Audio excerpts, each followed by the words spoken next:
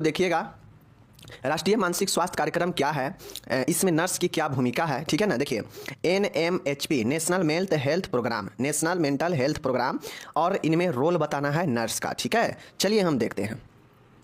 सबसे पहले जानिए कि NMHP क्या होता है, नेशनल मेंटल हेल्थ प्रोग्राम होता क्या है। तो साथियों, नेशनल मेंटल हेल्थ जो प्रोग्राम है, तो आप लोग जानते हैं जैसे अलग अलग प्रोग्राम का अपना अलग अलग मोटो होता है, अलग अलग उद्देश्य होता है, उसी प्रकार से इस कार्यक्रम का ये उद्देश्य है कि जितने भी देश में मानसिक से रिलेटेड कुछ भी हो, चाहे कोई समस्या हो, कोई बीमारी हो, चाहे कोई हॉस्पिटल वगैरह हो, सबको जो है इस कार्यक्रम के अंतर्गत लिया गया और जो मानसिक स्वास्थ्य है उसको उन्नत बनाया जाए, पुनर्वास किया जाए ऐसे मरीजों का जो मानसिक रूप से ग्रसित है, उन सबको ऊपर जो है ये कार्यक्रम भारत सरकार के द्वारा लाया गया। सन 1982 में भारत सरकार द्वारा राष्ट्रीय मानसिक स्वास्थ्य कार्यक्रम चालू किया गया। आप सभी सब्जेक्टिव में पूछेगा कि NMHP कब शुरू हुआ, तो 1982 में, ठीक है ना। 1982 में शुरू हुआ, ओके। चलिए, लेकिन ये जो है NMHP 1982 में तो शुरू हुआ, बट इसमें जो है कुछ चीज़ें का संशोधन किया गया। 2003 में इसे रिवाइज किया गया, 2003 में कुछ चीज़ें इसमें जोड़ा गया, समझ गए ना। जैसे कौन कौन सी चीज़ें जोड़ा गया, तो राजकीय मानसिक अस्पतालों का आधुनिकीकरण करना, जैसे जो भी राज्य में मेंटल हेल्थ हॉस्पिटल है उसको जो है मॉडर्नाइजेशन करना, मॉडर्न जो है आधुनिक बनाना, और साथ में जो भी मेडिकल कॉलेज है उसमें मनोरोग विभाग को और ज़्यादा प्रमोशन उन्नत करना, ठीक है ना। तो इन सब चीजों को जो है इसमें 2003 में जोड़ा गया। बाकी ये शुरू कब हुआ, तो 1982 में ही ये शुरू हो गया था। तो इतना चीजें समझ गए। चलिए, अब इसका जो है अलग अलग उद्देश्य है। उद्देश्य क्या है, चलिए मैं आप लोग को बताता हूं। उद्देश्य का मतलब क्या होता है कि ये जो चीज़ें हैं NMHP, यह जो है क्यों आया, कार्यक्रम यह क्यों है, क्या है इसका मतलब, इसमें क्या क्या होता है, वही चीज़ तो उद्देश्य होगा ना। तो चलिए जो है हम लोग देखते हैं कि यह उद्देश्य इसका क्या होगा, ठीक है। चलिए इसके हम लोग ऑब्जेक्टिव को यहाँ पे देखने को प्रयास करते हैं, ठीक है। समझने का कोशिश कीजिएगा, ये सब कुछ रटने वाला नहीं होता है। सीधा जान लिया कि हाँ, मेंटल हेल्थ प्रोग्राम जो है 1982 में भारत सरकार के द्वारा शुरू किया गया, जिसमें मरीज स्वास्थ्य से संबंधित, मानसिक स्वास्थ्य से संबंधित कामकाजों को, राजकीय मानसिक स्वास्थ्य अस्पतालों को शामिल किया गया, जिसको जो है बेहतर तरीके से कार्य करने के लिए, साथ ही मानसिक स्वास्थ्य को बढ़ावा देने के लिए, समझ गए ना, इन सब के लिए शुरू किया गया कार्यक्रम। इसका उद्देश्य था, इस कार्यक्रम का ये उद्देश्य है कि मानसिक रोगियों को पहचानना व उनका उपचार उपलब्ध कराना। इस कार्यक्रम में यह उद्देश्य है इसका कि जितने भी देश में मानसिक रोगी है उनको पहचानना और उनका उपचार उपलब्ध कराना, ठीक है। दूसरा है कि भारत में प्रत्येक राज्य में मानसिक रोगियों को उचित उपचार व सहायता उपलब्ध कराना। भारत के जितने भी राज्य हैं उनमें सभी मानसिक रोगियों को जो है उचित उपचार करना और उनको सहायता उपलब्ध कराना इस कार्यक्रम के अंतर्गत लाया गया, ठीक है। समुदाय को मानसिक मतलब कम्युनिटी में जो मानसिक स्वास्थ्य कार्यक्रम में भाग लेने हेतु प्रोत्साहित करना, मतलब समाज में लोगों को ज़्यादा से ज़्यादा इस कार्यक्रम में भाग लेने के लिए प्रोत्साहित करना इस कार्यक्रम का उद्देश्य था, ठीक है। चौथा है कि समान स्वास्थ्य सेवाओं में मानसिक स्वास्थ्य के बारे में जानकारी को प्रोत्साहित करना। अब जो नॉर्मल भी स्वास्थ्य सेवा लेने आ रहा है तो इस कार्यक्रम में ये चीज़ें तय किया गया कि अगर कोई नॉर्मल भी पेशेंट आता है अपना स्वास्थ्य दिखाने, तो उसको जो है मानसिक स्वास्थ्य के बारे में ज़रूर जानकारी देना चाहिए, प्रोत्साहित करना चाहिए, ठीक है। नेक्स्ट है यहाँ पे देखिए कि देश के सभी नागरिकों विशेषकर ग्रामीण, कमजोर व अक्षम एवं आदिवासी समाज में न्यूनतम मानसिक स्वास्थ्य सेवा को लागू करना। इसका ये उद्देश्य था ये कार्यक्रम का कि हमारे देश में वैसे नागरिक जो गाँव में रहते हो, जो आर्थिक रूप से कमजोर हो, अक्षम हो, आदिवासी लोग हो, तो इन लोगों को जो है घोर चीज़ें का, संसाधनों का कमी होता है। तो इन लोगों को जो है न्यूनतम मानसिक स्वास्थ्य मतलब कम से कम जो मानसिक स्वास्थ्य होता है उनका जो है ज़रूर सेवा देना चाहिए, इस कार्यक्रम में कहा गया।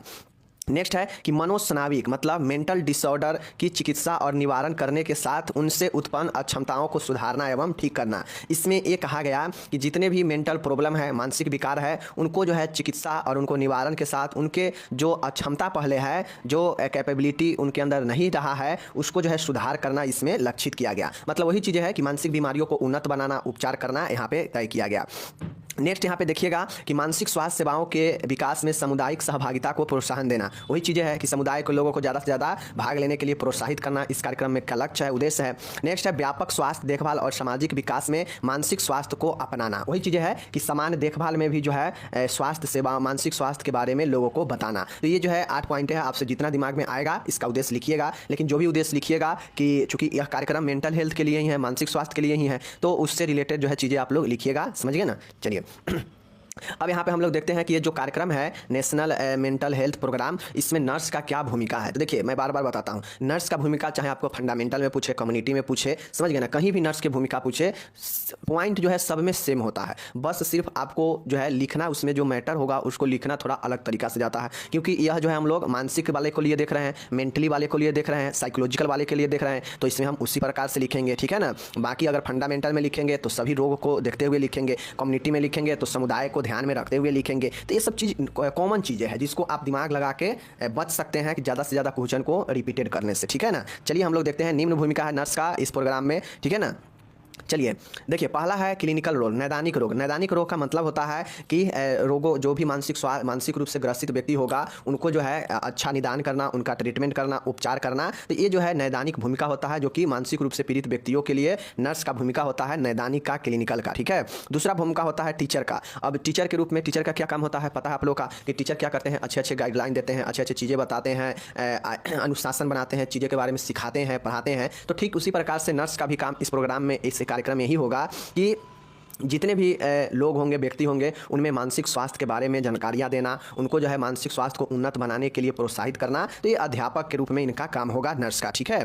तीसरा पॉइंट देखिएगा कि परामर्शदाता की भूमिका, रोल ऑफ काउंसलर। अब काउंसलर क्या करते हैं पता है, इस समस्याओं को सुनते हैं और उनको समस्याओं को जो है सुलझाने का प्रयास करते हैं उनके ही माध्यम से, ठीक है ना। और उनको जो है एक बेहतर जो है लक्ष्य जो है क्या करते हैं, लक्ष्य जो है उनको चयन करते हैं। तो काउंसलर यही ना करता है कि कोई भी समस्या हो, जब समस्या लेकर हम जाते हैं काउंसलर के पास में, तो वो जो है हमें क्या करते हैं, हमारे समस्याओं को पहले सुनते हैं और उस अनुसार जो है हमें एक लक्ष्य तय करके देते हैं, जिससे हमारा जो समस्या होता है उस समस्या का समाधान होता है। तो परामर्श के रूप में भी नर्स का योगदान होता है इस कार्यक्रम में, ठीक है ना। उसके बाद समायोजन की भूमिका होती है। नर्स जो है इस कार्यक्रम में एक दूसरे स्टाफ के साथ जो है कोऑर्डिनेट करती है, समायोजन करती है, मतलब सबसे जो है समायोजन बना के चलती है, क्योंकि कार्यक्रम में तो एक लोग होगा नहीं, उस कार्यक्रम में, प्रोग्राम में तो अलग अलग टीम बना होगा, तो उसमें तो 5, 7, 8 टीमें लोग होंगे, तो सबके बीच में कोऑर्डिनेट होना चाहिए, समायोजन या समन्वय, ठीक है ना। तो ये चीज़ें हैं। वकील की भूमिका, रोल ऑफ एडवोकेट। अब एडवोकेट का जो नर्स का भूमिका होता है वह एडवोकेट के भी चीज़ होता है। एडवोकेट क्या करता है, कानून का रक्षा करता है। अगर किसी व्यक्ति अगर बुरा फंस रहा है, गलत तरीके से फंसाया जा रहा है, तो वकील क्या करते हैं कि उनको चीज़ों को जो है सामने रखते हैं, कहते हैं कि ये गलत फंसा रहा है इसको, यानी उसको क्या करते हैं, रक्षा करते हैं, उसके अधिकारों को रक्षा करने का जो है जिम्मा उठाते हैं। तो उसी प्रकार से नर्स भी होगी, तो वह मेंटली जो मानसिक रूप से जो अस्वस्थ व्यक्ति होंगे, तो उनके अधिकारों के बारे में जो है उनको रक्षा करेंगे, उनके अधिकार दिलाएंगे और उनके समस्याओं को समाधान दिलाएंगे, समझ गए ना। तो ये जो है वकील की भूमिका के रूप में भी नर्स होती है, ठीक है। छठा देखिएगा, प्रशासक की भूमिका, रोल ऑफ एडमिनिस्ट्रेटर। अब कोई भी प्रोग्राम होता है, कार्यक्रम होता है, तो उसमें 5-7 आदमी होता है, उसका टीम होता है, तो उस टीम में जो नर्स होती है वह क्या करती है, एक कंट्रोलर का काम, एक जो है एडमिनिस्ट्रेटर का काम करती है, प्रशासक का काम करती है। प्रशासक का क्या काम होता है कि मैनेज करना सब चीज़ को, ठीक है ना। तो ये जो चीज़ें है प्रशासक का भूमिका हुआ। 7वां पॉइंट है संपर्ककर्ता की भूमिका, कॉन्टैक्ट मेकर। मतलब जो नर्स होती है वह अलग अलग क्षेत्रों से, अलग अलग व्यक्तियों से, सबसे जो है संपर्क करके रखती है, चाहे वो समुदाय में लोगों से हो, चाहे कोई ऑफिशियल हो, चाहे कोई औद्योगिक क्षेत्र हो, सबके साथ जो है नर्स जो होती है संपर्क बनाए रखती है और सभी क्षेत्रों में मानसिक स्वास्थ्य को बढ़ावा देने के लिए, मानसिक स्वास्थ्य को अच्छे करने के लिए, इस कार्यक्रम को सफल बनाने के लिए जो है क्या करती है, सबके साथ संपर्क बना के रखती है और ये जरूरी भी है। तो ये 7 पॉइंटें हैं। आप सभी से नर्स के और सारे भूमिका को आप लोग लिख सकते हैं, ठीक है ना। तो ये जो है आपका 7 पॉइंट है, ये 7 पॉइंटें याद कर लीजिए और उसके बाद इसमें 2-2, 3-3 लाइनें समझ से लिख लीजिएगा, ठीक है। इसे मैं ऐसा बता चुका हूँ, लेकिन रिवीजन में इतना डिटेल में ये सब में लिखे होना सही बात नहीं है, ठीक है। चलिए इस सब में लेकिन लिखना पड़ेगा, ये जो मैं 7 पॉइंट यहाँ पे जो लिखा हूँ ना, इस सब में 3-3, 4-4 लाइनें आपको इस पॉइंट के हिसाब से जो लगेगा कि नर्स जो है इसमें क्या क्या कर सकती है, इन सब पॉइंटों में वो चीज़ लिखिएगा, ठीक है। बाकी ध्यान रहे कि हम किस सब्जेक्ट में लिख रहे हैं, क्योंकि नर्स की भूमिका आपको बहुत जगह देखने को मिलेगा, ठीक है ना। सब्जेक्ट के हिसाब से लिखेंगे इसमें मैटर को, ठीक है। चलिए नेक्स्ट, अब हम लोग को सामने आया मानसिक स्वास्थ्य से आप क्या समझते हैं, ठीक है ना। मानसिक स्वास्थ्य से क्या समझते हैं, मानसिक रूप से स्वस्थ व्यक्ति की विशेषता या गुण को लिखे। देखिए आपसे क्वेश्चन पूछेगा एग्जाम में और यह क्वेश्चन जो है 10 नंबर का है, बहुत शानदार प्रश्न है। देखिए जो लोग मानसिक स्वास्थ्य को समझ लेंगे वो मानसिक अस्वास्थ्य को भी समझ लेंगे। मतलब मेंटली रूप से हेल्थी पर्सन जो होगा उनके बारे में भी आप समझ लेंगे और मेंटली रूप से जो इल पेशेंट होगा उसको बारे में भी आप लोग यहाँ पे समझ लेंगे, समझ गए ना। बस आपको किसी एक के बारे में अच्छे से समझ लेना है तो दूसरे बारे के बारे में भी आसानी से लिख देंगे, समझ गए ना। और दोनों जो है अलग अलग पूछता है हमेशा 10-10 नंबर में, ठीक है ना। जैसे यहाँ पे पूछा है कि मानसिक स्वास्थ्य से आप क्या समझते हैं, इनके जो है विशेषताएं और गुण को लिखे। उसी प्रकार से आपसे क्वेश्चन पूछेगा कि मानसिक अस्वस्थता से क्या समझते हैं या मानसिक रोगियों से क्या समझते हैं। मानसिक रोगी या मानसिक रूप से अस्वस्थ होने का क्या क्या कारण है बताइए, ठीक है ना। तो चलिए यहाँ पे विशेषता पूछेगा और वहाँ पे कारण पूछेगा कि किन किन कारणों से व्यक्ति जो है मानसिक रूप से रोगी हो जाते हैं, ठीक है। चलिए देखते हैं। पहले ये प्रश्न को देख लीजिए, मानसिक स्वास्थ्य मेंटली हेल्थ होता क्या है। मानसिक स्वास्थ्य वह क्षमता है जिसके द्वारा व्यक्ति प्रतिकूल परिस्थितियों अपोजिट कंडीशन का सामना धैर्यपूर्वक कर उन्हें प्रभावपूर्ण समायोजन बिठा लेता है, ठीक है ना। देखिए, मानसिक स्वास्थ्य, मानसिक mentally health person, mentally health का मतलब क्या होता है कि मानसिक रूप से जो स्वस्थ हो, जिसके कोई मानसिक जो है समस्या ना हो, चाहे वो छोटा या बड़ा, कोई जो है उसको मानसिक स्वास्थ्य ना हो, मानसिक प्रॉब्लम समस्या ना हो, समझ गए ना, यानी मानसिक अस्वस्थता ना हो, मेंटली रूप से वह इल ना हो, वही ना मानसिक स्वास्थ्य होगा। मतलब एक नॉर्मल इंसान का जो मेंटली हेल्थ होता है वो सही होता है, समझ गए ना। जैसे यह एक क्षमता को प्रकट करता है। जब भी व्यक्ति में मेंटली रूप से व्यक्ति सही रहता है, हेल्थी रहता है, तो उसको जो है हर चीज़ जो है सही सही से वो कर पाता है, अपना काम जो है हर एक रूप से अच्छे से समायोजन बिठाता है। कुछ अगर निगेटिव सिचुएशन भी उसके सामने आ जाएगा, कुछ प्रॉब्लम भी आ जाएगा, तो वो व्यक्ति आसानी से उसको जो है सॉर्ट आउट कर लेता है, या फिर उसको सॉर्ट आउट करने का जो है वह रास्ता ढूंढ लेता है, ठीक है ना।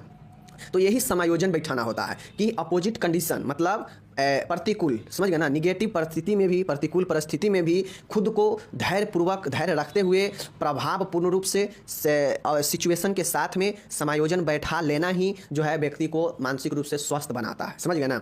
यहीं पे बात किया जाए कि मानसिक रूप से मानसिक अस्वस्थता वह जो है व्यक्ति का परिस्थिति होता है जहाँ पे व्यक्ति अपने आप खुद से प्रतिकूल पोजीशन मतलब अपोजिट कंडीशन में जो है अपना धैर्य खो बैठता है, किसी भी चीज़ से उसको समायोजन नहीं बैठ पाता है, और वो व्यक्ति जो है मानसिक रूप से अस्वस्थ होता है, ठीक है ना।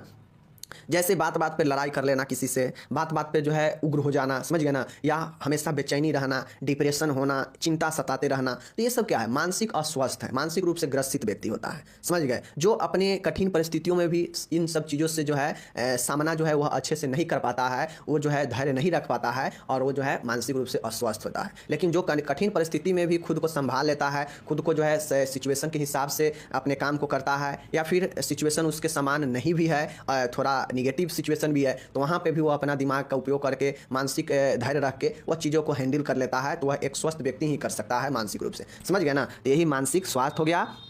अब यहाँ पे आप लोग को एक वैज्ञानिक का नाम याद रखना है, वैज्ञानिक सॉरी कहा जाए साइकोलॉजिस्ट, समझ गए ना। साइकोलॉजिस्ट जो है एक है कट्स और मोसले। कट्स और मोसले के अनुसार मानसिक स्वास्थ्य एक योग्यता होता है या क्षमता कहिए, वही चीज़ें है जिससे हम जीवन की कठिन परिस्थितियों से अपना सामंजस्य, समझ गए ना, स्थापित करते हैं। बहुत आसान है। कट्स और मोसले ने कहा कि मानसिक स्वास्थ्य एक ऐसा योग्यता या क्षमता है जिससे हम अपने जीवन में कठिन परिस्थितियों में भी जो है सामंजस्य बैठा लेते हैं, स्थापित कर लेते हैं। तो यही जो है कट्स और मोसले के अनुसार है, समझ गए, बहुत आसान है। चलिए अब इसका जो है मानसिक रूप से स्वस्थ व्यक्ति का क्या क्या लक्षण होता है, तो चलिए हम जो है देखते हैं कि किन किन क्या क्या विशेषता होता है या फिर क्या क्या लक्षण होता है मानसिक रूप से एक स्वस्थ व्यक्ति का, समझ गए ना। चलिए, मानसिक रूप से स्वस्थ व्यक्ति जीवन की समस्याओं व कठिन परिस्थितियों को हल करने में सक्षम होता है। बिल्कुल सही है। जो मानसिक रूप से स्वस्थ होता है, जिसको कोई दिक्कत नहीं है, तो वह अपने जीवन को जो है आराम से कठिन परिस्थिति में भी या फिर कोई समस्या भी आ जाता है तो उसको आराम से वह जो है हैंडल करके जो है आगे बढ़ जाता है, या फिर वेट करता है, उसके अंदर पेशेंस होता है, हर चीज़ होता है जो एक स्वास्थ्य होना चाहिए। तो इन्हीं सब चीज़ों को जो है अलग अलग लक्षण है एक स्वस्थ व्यक्ति के अंदर। चलिए कौन कौन से लक्षण है हम इसको देख लेते हैं, ठीक है। देखिए जो स्वस्थ व्यक्ति होता है ना, मानसिक रूप से जो स्वस्थ होता है, एक नॉर्मल व्यक्ति स्वस्थ होता है, समझ गए, जिसको कोई दिक्कत नहीं होता है, तो उसको जो है अपने आप के आत्ममूल्यांकन के बारे में पता होता है। वह खुद को सेल्फ एवेल्युएशन कर सकता है। सेल्फ एवेल्युएशन का मतलब क्या होता है कि अपने अंदर के क्षमताओं को पहचानना, समझ गए ना, अपने अंदर के गुणों को, अपने अंदर के बुराइयों को, अपने अंदर के अच्छाइयों को पहचानना आत्ममूल्यांकन की क्षमता होती है। जबकि कोई अस्वस्थ व्यक्ति होगा मानसिक रूप से, तो वह सिर्फ और सिर्फ जो है अपने ही बात करेगा, वह सिर्फ और सिर्फ अपने ही अच्छाई को बताएगा, अपने बुराई को भी वह अच्छाई में ही बताएगा। तो ये जो है मानसिक रूप से अस्वस्थ होता है। लेकिन जो मानसिक रूप से स्वस्थ होगा उसके आत्ममूल्यांकन की क्षमता होगा, उसको कैपेसिटी होगा सेल्फ एवेल्युएशन का, जहां पे वह खुद के क्षमताओं को बारे में जानता है, पहचानता है, समझ गए ना। दूसरा है प्रतिकूल परिस्थितियों में सामंजस्यशीलता, मतलब अपोजिट कंडीशन में भी खुद को जो है एडजस्ट कर लेना। यह एक मेंटली रूप से हेल्थी पर्सन ही कर सकता है। जिसका दिमाग स्वास्थ्य, मानसिक स्वास्थ्य बिल्कुल ठीक है, सही है, तो वह अपोजिट कंडीशन में भी खुद को जो है एडजस्टेबिलिटी कर लेगा, सामंजस्यशीलता बना लेगा किसी भी कंडीशन में, किसी भी सिचुएशन के खिलाफ में, ठीक है ना। तो यह मानसिक रूप से स्वास्थ्य का बहुत बड़ा विशेषता या लक्षण है, ठीक है। इन सबके जो है अंदर आपको लिखना पड़ेगा, मैं यहाँ पे छोड़ दिया हूँ क्योंकि ये सब जो है आप खुद से इसके अंदर लिख सकते हैं। तो मैं यहाँ पे पॉइंट बता रहा हूँ, पॉइंट में सबको आपको जो है 2-2 4-4 लाइनें सब में लिखते जाना है, क्योंकि ये सब लॉन्ग क्वेश्चन है। आप इसके अंदर चीज़ों को नहीं लिखेंगे तो फिर तो पेज भी कम फुल होगा और नंबर भी काट लेगा। तो ऐसे में सब के अंदर लिखना पड़ेगा, इसीलिए मैं थोड़ा थोड़ा बोल भी रहा हूँ, ठीक है ना। तीसरा है लक्ष्य निर्धारण, गोल डिटर्मिनेशन। जो व्यक्ति मानसिक रूप से स्वस्थ होते हैं उसका यह विशेषता होता है कि वह व्यक्ति अपने लक्ष्य का निर्धारण कर सकता है आराम से, और वह जो है अपने लक्ष्य के प्रति काम भी करेगा। तो यह मानसिक रूप से स्वस्थ व्यक्ति का विशेषता होता है कि लक्ष्य का निर्धारण करना। चौथा है संवेगात्मक परिपक्वता। संवेगात्मक परिपक्वता का मतलब है इमोशनल मैच्योरिटी। जो व्यक्ति संवेगात्मक मतलब जो व्यक्ति आसानी से जो है हर बातों के जो है भाव में नहीं डूबेगा, मतलब होता है ना कि हमेशा इमोशन में डूब जाना, समझ गए ना, मतलब भाव में जो है विलुप्त हो जाना, छोटी छोटी बातों पर जो है क्रोध हो जाना, रोने लगना, दुखी हो जाना। तो इन सब चीज़ों पर कंट्रोल होता है किसको? मानसिक रूप से स्वस्थ व्यक्ति होते हैं, समझ गए ना। तो यह संवेगात्मक परिपक्वता, इमोशनल मैच्योरिटी होता है, समझ गए चीज़ को। चलिए, ये सब पॉइंट भी कितना आसान है, ये सब आप खुद से लिख सकते हैं कि एक स्वस्थ व्यक्ति, स्वस्थ मानसिक रूप से व्यक्ति के अंदर क्या क्या चीज़ें हो सकता है, और वही चीज़ों को तो यहाँ पे पॉइंट में बनाया गया है। बस इसके अंदर 2-2 4-4 लाइनें लिखना है। लिखेंगे कब? जब ये पॉइंट सब याद रहेगा तब ना। चलिए नेक्स्ट है, जो मानसिक रूप से स्वस्थ होते हैं उनका यौन संबंध परिपक्वता होता है, सेक्स रिलेटेड मैच्योरिटी होता है। मतलब वह कोई सेक्स रिलेटेड गलत काम नहीं करते हैं, उनके मन में कोई ऐसा उग्र भाव नहीं आता है कि उनके मन में हमेशा सेक्स ही सेक्स भरा रहे। तो इन सब चीज़ों को जो है उनके अंदर मैच्योरिटी होता है, और यह सेक्स से जो चीज़ें काम होगा वह उनको एक अच्छे व्यक्तित्व बनाता है, और यह समय के अनुसार ही वो जो है एक काम करते हैं जैसे जो समाज इसको एक्सेप्ट करे। जैसे समाज अगर आप कोई बलात्कारी है या कोई रेपिस्ट है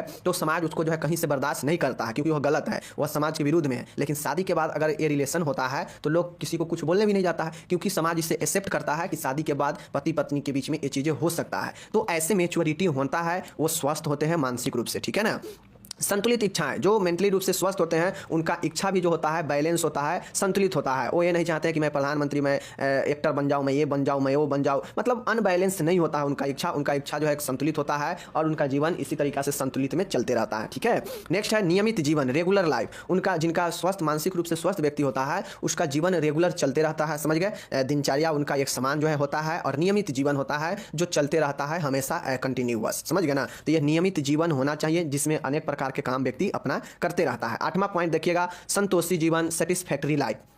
जो मानसिक रूप से स्वस्थ व्यक्ति होते हैं उनका जीवन क्या होता है? सेटिस्फैक्टरी भरा होता है, संतोषी जीवन होता है। मतलब वह जो है चीज़ों में संतोष रखते हैं, कम भी थोड़ा मिल गया तो चलेगा, थोड़ा गलत भी हो गया तो चलेगा। लेकिन जो मानसिक रूप से अस्वस्थ होते हैं उनमें संतोषी जीवन नहीं होगा, वो हमेशा अपना ही भलाई के लिए, उससे जितना ज़्यादा मिल जाए वो अपने आप को ही अच्छा मानेगा, ठीक है ना। तो ये जो है संतोषी जीवन एक अस्वस्थ व्यक्ति में नहीं होता है, समझ गए। 9वां पॉइंट यहाँ पे देखिएगा, भूख एवं नींद की संतुलन मात्रा। जो मानसिक रूप से स्वस्थ होते हैं उनका भूख, खान पान और नींद ये सब जो है एक संतुलित में होता है। जैसे दिन में 2 बार खाना है वो 2 बार खाएंगे या 3 बार भी खा लेंगे, ठीक है, कोई दिक्कत नहीं है। कितना घंटा, 6 घंटा 7 घंटा जितना सोना है वो उतना नींद भी लेंगे, तो ये संतुलित व्यक्ति। लेकिन जो मानसिक रूप से अस्वस्थ हो जाएगा तो देखते होइएगा पागल व्यक्ति 2-2 दिन तक जगह ही रह जाता है, 2-2 दिन तक सोए ही रह जाता है, 5-5 दिन तक खाने ही नहीं खाएगा। तो ये सब जो है मानसिक रूप से असंतुलन व्यक्ति में होता है। लेकिन जो संतुलन होगा जिसमें भूख नींद ये सब का जो है संतुलित चीज़ें होगा तो वह अस्वस्थ व्यक्ति का लक्षण है। तो ये कुल 9 पॉइंट है और ये बड़ा आसान है याद करना कि एक स्वस्थ व्यक्ति में कौन कौन से लक्षण पाए जाते हैं, कौन कौन से विशेषता होते हैं। 9 पॉइंट दिया है, सब में 2-2 4-4 लाइनें लिखते जाना है, तभी जाके आपके पेज भी फुल होंगे और अच्छा खासा नंबर भी मिलेंगे क्योंकि यह लॉन्ग क्वेश्चन है, समझ गए चीज़ को। चलिए ये हो गया। अब एक और क्वेश्चन आता है कि मानसिक स्वस्थ व्यक्ति एवं मानसिक रूप से अस्वस्थ व्यक्ति में क्या अंतर है। मानसिक अस्वस्थता के कारण को समझाएं। मैंने पहले ही बताया कि स्वस्थ के बारे में पूछेगा तो उसका लक्षण और विशेषता पूछेगा, अस्वस्थ के बारे में पूछेगा तो इसका कारण पूछेगा कि किन किन कारणों से व्यक्ति में मानसिक रूप से इल होता है, मतलब मानसिक रोगी बन जाता है, ठीक है। और साथ में स्वस्थ और अस्वस्थ में अंतर भी पूछता है। तो अभी तक जो ऊपर देखे हैं स्वस्थ के बारे में, और ठीक उसी को आप निगेटिव कर दीजिए तो यह अस्वस्थ हो जाएगा। चलिए देखते हैं। देखिए यहाँ पे मानसिक स्वस्थ व्यक्ति क्या होता है, तो जो अपने बुद्धि विवेक धैर्य का जो है इस्तेमाल करके प्रतिकूल परिस्थिति या जीवन में अनेक कठिनाइयों का सामना धैर्यपूर्वक करता है, जिसके अंदर हर एक चीज़ संतुलन होता है, वही तो मानसिक रूप से स्वस्थ व्यक्ति होता है। तो यह मानसिक रूप से स्वस्थ व्यक्ति हो गया, ठीक है ना। अब मानसिक रूप से अस्वस्थ ठीक इसके उल्टा हो जाएगा। जैसे ऐसा व्यक्ति जो अपने जीवन में आने वाले अपोजिट कंडीशन, मतलब प्रतिकूल परिस्थिति या कठिन परिस्थिति कहिए, के साथ भावपूर्ण समायोजन में असफल हो जाता है। मतलब अस्वस्थ व्यक्ति वो होता है जो अपने कठिन समस्याओं, कठिन परिस्थितियों में अपने आप को समायोजन नहीं बैठा पाता है, उसके अंदर धैर्य का कमी होता है। तो वो व्यक्ति जो होता है मानसिक रूप से अस्वस्थ व्यक्ति कहलाता है, ठीक है ना। जो मानसिक रूप से अस्वस्थ व्यक्ति होते हैं उसमें उदासीन और निराश का जो है होता है, समझ गए ना। मानसिक रूप से अस्वस्थ व्यक्ति में निराशा और उदासीन का जो है होता है, समझ गए चीज़ को। चलिए दोनों के बारे में अंतर लिख दीजिएगा। चलिए अब हम लोग देखते हैं कि मानसिक रूप से जो पीड़ित व्यक्ति होता है यानी मेंटली इल जो पेशेंट होता है उसमें किन किन कारणों से जो है वह मेंटली रूप से इल हो जाता है, मतलब अस्वस्थ हो जाता है। चलिए यहाँ पे देख लीजिए, पहला कारण है अनुवांशिक। अनुवांशिक का मतलब है कि जिसमें डायरेक्ट संबंध है, जैसे प्रथम और सेकेंड डिग्री का जो रिश्तेदार होते हैं उनमें जो है ज़्यादा चांसेज होता है कि आप किसी में ये होने का, समझ गए। जैसे डायरेक्ट संबंध मतलब पिता हो, माता हो या फिर चाचा हो, ठीक है ना, या भाई हो, इन सब में जो है आपके डायरेक्ट रिश्ता होता है, समझ गए ना, डायरेक्ट रिलेशन होता है। और जिन जिन से डायरेक्ट रिलेशन होगा, अगर उनमें पहले अगर किसी को जो है हुआ होगा मानसिक रूप से बीमारी या कहा जाए पागलपन या कुछ भी, तो जो है उसके आगे वाला पीढ़ी में भी ये होने का चांसेज रहता है। तो यह अनुवांशिक कारण हो गया। ओके, चलिए दूसरा कारण होता है मानसिक रूप से अस्वस्थ होने का कि अत्यधिक तनाव लेना। जीवन में जानते हैं कि बहुत सारे प्रॉब्लम आता रहता है, बहुत सारे प्रॉब्लम का जो है फेस करना पड़ता है। तो ऐसे में बहुत ज़्यादा तनाव लेंगे तो जो है वह अत्यधिक तनाव मानसिक अस्वस्थ में परिवर्तन हो जाएगा, यानी मानसिक रोग में जो है परिवर्तन हो जाएगा। तो यह अत्यधिक तनाव लेना भी इसका एक जो है कारण बनता है मानसिक रोग का, मानसिक अस्वस्थता का। ठीक है, तीसरा है गुणसूत्रीय असमानता, क्रोमोसोमल एबनॉर्मेलिटी।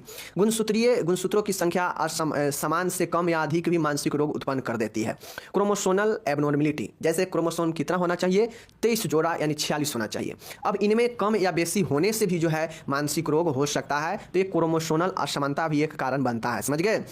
नेक्स्ट कारण है शारीरिक अस्वस्थता, फिजिकल इलनेस। जैसे व्यक्ति का समय से पहले अगर कोई प्रॉब्लम आ जाता है, जैसे कोई धीरे धीरे आगे चल के अपने एडल्ट में, वयस्क में ही जो है अपने आँख का रोशनी उसको गायब होने लगा, या फिर जो है किसी कारण से उसको चोट लग गया, अपंगता हो गया, ठीक है ना, या फिर जो है पहले अच्छा था अब उसका जो है शरीर में विभिन्न प्रकार के बीमारियां हो गया है। तो इन सबसे व्यक्ति बहुत ज़्यादा स्ट्रेस, तनाव लेने लगता है, कुंठा मन में होने लगता है, समझ गए, और व्यक्ति को जो है वह मानसिक रोग पैदा कर देता है। तो शारीरिक अस्वस्थता भी बहुत बड़ा कारण बनता है। ठीक है, नेक्स्ट है सेक्स रिलेटेड फ्रस्ट्रेशन, यौन संबंधी कुंठाएं। यदि व्यक्ति की यौन संबंधी इच्छाएं पूर्ण न हो पा रही हो तो ये व्यक्ति में मानसिक रोग उत्पन्न कर सकती है। देखिए साइकोलॉजी कहता है कि वैवाहिक जीवन में 50% जो मामला होता है वो जो है आपके इसी पे डिपेंड होता है। वैवाहिक जीवन में अगर उसका सेक्स रिलेशन अच्छा से नहीं चल रहा है तो वैसे में पति या पत्नी किसी को भी जो है मानसिक रूप से उसको प्रॉब्लम हो सकता है, क्योंकि दोनों में जो है बातें नहीं बनेगा, बार बार झगड़ा होगा, लड़ाई होगा। वैसे में जो है उसको क्या होगा कि वह व्यक्ति दोनों में से कोई जो है डिप्रेशन का शिकार हो जाएगा, बहुत ज़्यादा स्ट्रेस लेने लगेगा।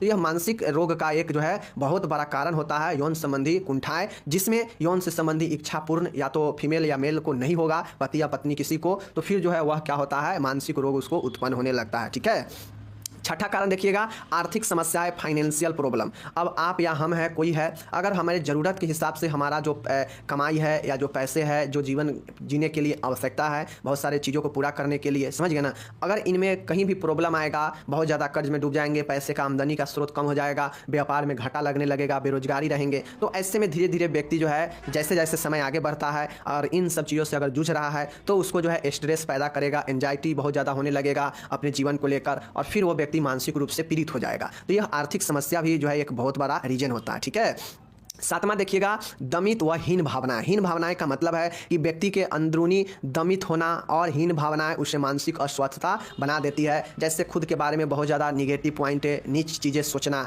समझ गया ना, हीन भावना सोचना कि हमसे ये नहीं हो सकता है, वो नहीं हो सकता है, तो ये आपको डिमोटिवेट करेगा और ऐसे में जो है आपको मानसिक रोग हो सकता है, मानसिक अस्वस्थ हो सकते हैं। ठीक है, तो सातवां पॉइंट है दमित और हीन भावना है। ठीक है, नौवां पॉइंट है देखिएगा यहाँ पे पारिवारिक कुसमायोजन, मतलब फैमिली माल एडजस्टमेंट। परिवार में अगर माता पिता में बार बार लड़ाई झगड़ा हो रहा है, परिवार में सदस्यों के बीच में तालमेल नहीं बैठ रहा है, लड़ाई झगड़ा मारपीट गला गलौज हमेशा हो रहा है, मतलब कोई मिसअंडरस्टैंडिंग बना हुआ है, तो इन सब कारणों से जो है व्यक्ति के अंदर जो है परिवार के सदस्यों में किसी के ऊपर इस सब का प्रभाव पड़ता है और वह धीरे धीरे मानसिक रूप से अस्वस्थ हो जाते हैं। जैसे माता पिता में अगर बार बार लड़ाई हो रहा है, झगड़ा हो रहा है, बातें नहीं बन रही है, तो उसका प्रभाव उसके बच्चे पर पड़ेगा और हमेशा देखते देखते वो बच्चा या तो गलत कदम उठाता है। गलत कदम कब उठाता है? जब वो मेंटली रूप से डिप्रेस हो जाता है, उसको उसका इफेक्ट पड़ने लगता है। तो यह मानसिक रूप से कुछ समायोजन हो सकता है इसका कारण, समझ गए।